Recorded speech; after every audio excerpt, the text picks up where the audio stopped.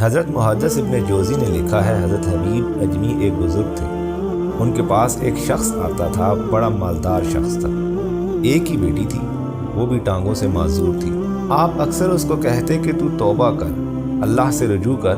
وہ اکثر آتا اور کہتا کہ ٹھیک ہو جاؤں گا، ایک ہی تو بیٹی ہے، کہاں دولت لے کے جاؤں گا۔ حضرت حبیب اجمی جب بھی اس کو کہتے وہ یہی کہتا کہ بہت جلد ٹھیک ہو جاؤں گا، توبہ کر لوں گا۔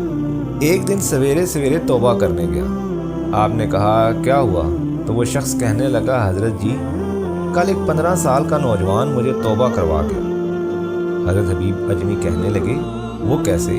تو کہنے لگا، حضرت جی کل میں منڈی گیا تھا، کچھ سامان خریدنا تھا، تو بازار سے میں نے 10 کلو کی مچھلی خرید لی، باقی بھی سامان تھا، خود لے جا نہیں سکتا تھا۔ سڑک پہ مزدور بیٹھے تھے، ان میں 14-15 سال کا ایک نوجوان تھا، چہرے پر بڑی روشنی تھی۔ میں نے کہا بیٹے مزدوری کرو گے؟ کہنے لگا، حضور مزدوری بھی کرتا ہوں، پڑھائی بھی کرتا ہوں، اور جو اللہ کو منظور ہو تو اس کی عبادت بھی کرتا ہوں۔ میں نے اس سے کہا یہ سامان ہے، فلاں جگہ پہنچانا ہے، کیا لوگے؟ کہنے لگا 3 دینار۔ سودا طے ہو گیا، اس نے سامان اٹھا لیا۔ کہیں راستے میں ظہر کا وقت ہو گیا، کہنے لگا چچا اگر اجازت ہو تو نماز پڑھ لوں۔ سامان پھٹے پر رکھ کر وہ نماز پڑھنے چلا گیا۔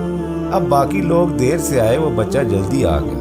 میں نے کہا بیٹے آپ جلدی آ گئے؟ کہنے لگا نفل چھوڑ دیے، کہیں آپ یہ نہ سمجھ لیں کہ میں کام چور ہوں، میں بعد میں پڑھ لوں گا۔ دوپہر کا وقت تھا، رمضان بھی نہیں تھا۔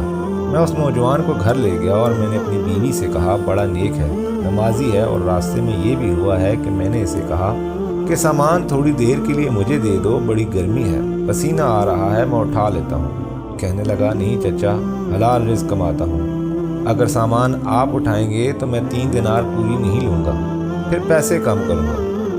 میں نے طے کیا ہے تو اٹھاؤں گا۔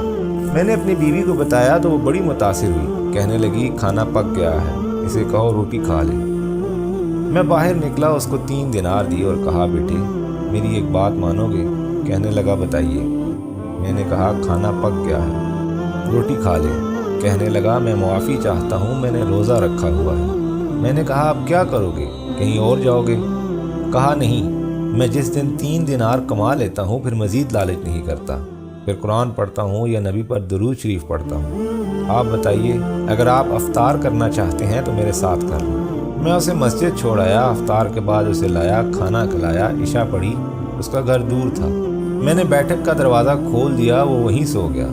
میری 20 سال کی معذور بچی کبھی چل پھر نہیں سکتی تھی، کوئی طبیب کوئی حکیم میں نے نہیں چھوڑا تھا، ایک ہی بیٹی تھی، وہ بھی معذور۔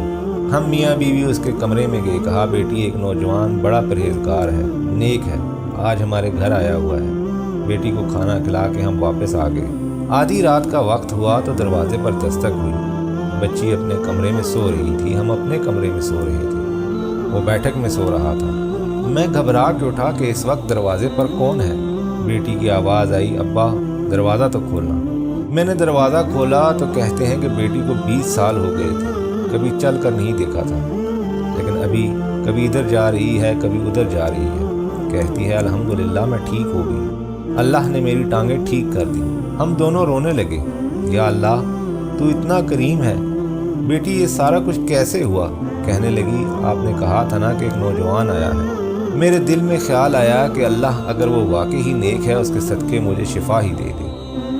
ابھی میری دعا بھی پوری نہیں ہوئی تھی کہ اللہ نے فضل کر دیا، مجھے شفا دے دی۔ کہتے ہیں ہم دوڑ کے اس کے کمرے میں گئے، دروازے پر ہاتھ رکھا تو وہ پہلے سے کھلا تھا، ایک خط چھوڑ گیا تھا، لکھا تھا اگر تم لوگوں کو مجھ سے محبت ہو گئی ہے تو میرے پیچھے نہ دوڑنا، اس رب کی بارگاہ میں جھکنا جس رب نے میرے اوپر بھی فضل کیا اور تمہارے اوپر بھی فضل کیا ہے۔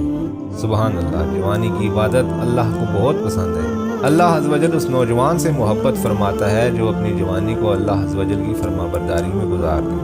اللہ پاک ہمیں اپنے احکامات پر عمل کرنے کی توفیق عطا فرمائے، آمین یا رب العالمین۔